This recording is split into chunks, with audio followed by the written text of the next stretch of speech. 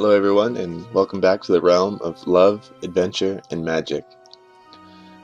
Here we are in another video where I started out with one concept that was supposed to be a mini planter for succulents and things like that, but ran into a lot of frustrations and I decided to go with a jewelry dish.